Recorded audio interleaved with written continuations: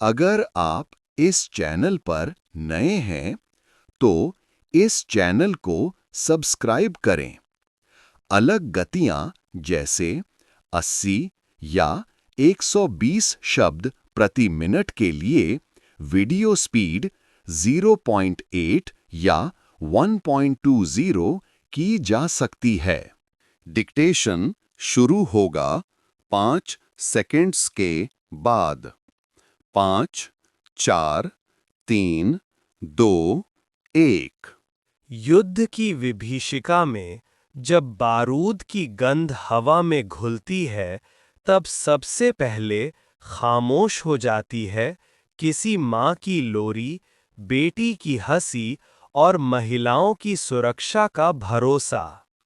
यही वो क्षण है जब ये सवाल सबसे गहरा लगता है कि शांति की राह में महिलाएं कहाँ हैं। संयुक्त राष्ट्र महासचिव एंटोनियो गुतारेस की ओर से विश्व में संघर्षों को लेकर उठाया गया मसला महज औपचारिक चिंता नहीं, बल्कि उस सच्चाई का प्रतिरूप है जो दुनिया के हर कोने में महिलाओं के अनुभवों में दर्ज है।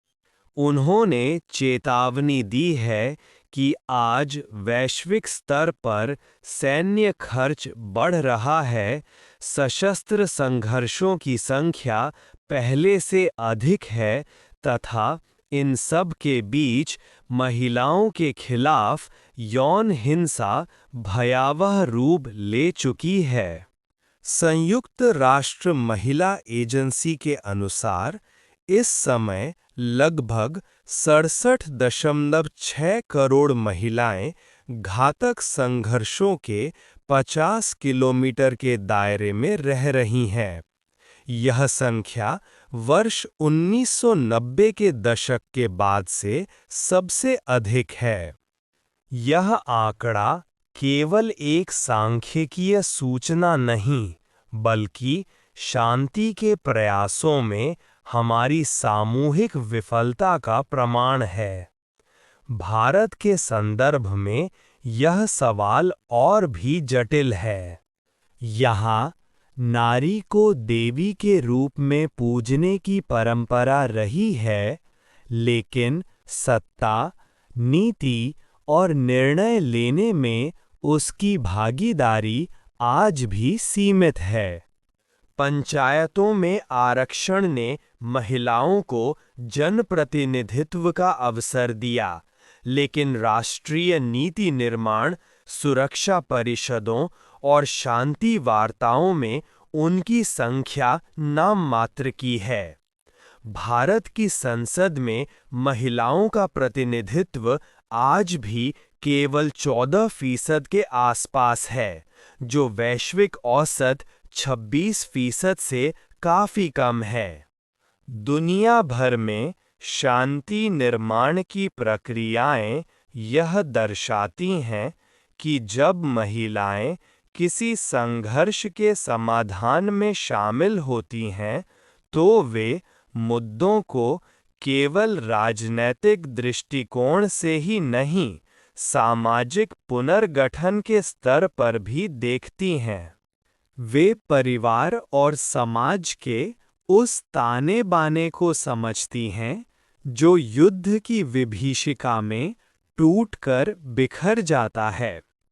उदाहरण के लिए, लाइबेरिया की शांति प्रक्रिया में महिलाओं के नेतृत्व ने वर्षों से चले आ रहे गृह युद्ध का अंत किया। लेयमा गबोवी और उनकी साथियों ने शांति के लिए ऐसा आंदोलन चलाया जिसने पूरी दुनिया को दिखाया कि बिना हथियारों के भी युद्ध समाप्त हो सकता है। बोस्निया, कोलंबिया और फिलीपींस में भी महिला मध्यस्थों ने शांति समझौतों को स्थायित्व दिया। इसके बावजूद वैश्विक स्तर पर वर्ष 2023 तक किसी भी बड़ी अंतर्राष्ट्रीय वार्ता में महिलाओं की भागीदारी 15% से आगे नहीं बढ़ पाई। यह स्थिति केवल लैंगिक असमानता नहीं बल्कि सामूहिक विवेक की विफलता है। संयुक्त राष्ट्र महिला एजेंसी के ताज़ा आंकड़े बताते हैं कि आज दुनिया में हर 10 में से एक महिला किसी न किसी प्रकार की हिंसा से प्रत्यक्ष रूप से प्रभावित है। युद्धग्रस्त क्षेत्रों में यह अनुपात और भयावह है। Syria, Sudan, Ukraine, Gaza, Congo जैसे क्षेत्रों में महिलाओं के खिलाफ यौन हिंसा को हथियार की तरह इस्तेमाल किया जा रहा है। हर संघर्ष के बाद जब इतिहास शांति के नाम पर समझौते लिखता है, तब वह उन लाखों महिलाओं की पीड़ा को दरकिनार कर देता है, जिनके शरीर और मन पर युद्ध के घाव दर्ज होते हैं। और जब पुनर्निर्माण का दौर आता है, तो वही महिलाएं घरों, बच्चों, समाज और भविष्य को फिर से जोड़ने का काम करती हैं। ये विडंबना नहीं तो और क्या है कि जिनके कंधों पर पुनर्निर्माण का भार है, उन्हें निर्णय के मंच पर स्थान ही नहीं मिल पाता।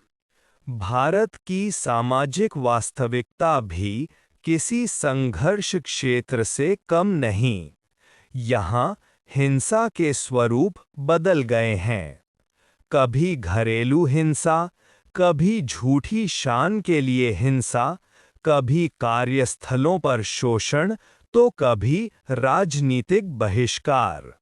समाज के भीतर जो असमानता पलती है, वो धीरे धीरे उस बड़े संघर्ष में बदल जाती है, जो किसी सीमा या धर्म से बंधा नहीं होता।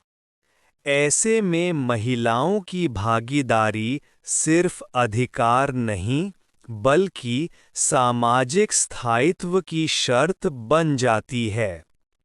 जब कोई महिला पंचायत में निर्णय लेती है, तो वह किसी सामाजिक आंदोलन का नेतृत्व करती है।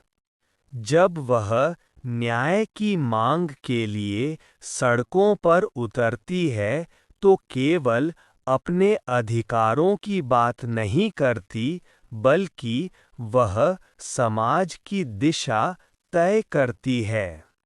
शांति का अर्थ केवल युद्ध विराम नहीं है, बल्कि यह भय से मुक्ति, न्याय की उपस्थिति और समानता का अनुभव है। लेकिन शांति की इस परिभाषा को गढ़ने का अवसर अब भी पुरुष प्रधान व्यवस्था ने अपने पास रखा है। जब तक शांति को सुरक्षा नीति और सैन्य रणनीति के दायरे में सीमित रखा जाएगा, तब तक यह अधूरी ही रहेगी, क्योंकि वास्तविक शांति केवल हथियार डाल देने से नहीं आती। वो तब आती है जब समाज की चेतना हिंसा के विचार को अस्वीकार कर देती है। और ये चेतना महिलाओं के भीतर जन्मजात होती है। वे जानती हैं कि युद्ध की कीमत सिर्फ सैनिकों की जान नहीं, बल्कि पीढ़ियों का भविष्य चुकाता है। भारत को भी इस सच्चाई से मुंह नहीं मोड़ना चाहिए। आज जब हम नारी शक्ति वंदन की बातें करते हैं, तो हमें यह भी देखना होगा कि क्या हमारे नीति निर्माण, कूटनीति और सुरक्षा मंचों पर महिलाओं की आवाज़ सचमुच सुनी जा रही है। क्या शांति, विकास और न्याय के विमर्शों में महिलाओं की राय को शामिल किया जा रहा है? यह प्रश्न केवल लैंगिक समानता से जुड़ा नहीं है, बल्कि मानवीय स्थायित्व का है। शांति की सबसे गहरी परिभाषा वही महिला लिखती है, जो सब कुछ खोकर भी जीवन से उम्मीद नहीं छोड़ती है। जब वह राख के बीच से आशा की नई किरण खोजती है, तो वही मानवता का पुनर्जन्म होता है। इसलिए दुनिया अगर सचमुच शांति चाहती है, तो उसे महिलाओं को दर्शक नहीं, सहभागी बनाना होगा। क्योंकि अंततः शांति किसी संधि पर लिखे गए शब्दों से नहीं आती, वो एक महिला के हृदय से निकलती है, जो बारूद की गंध के बीच भी जीवन की खुशबू तलाश लेती है।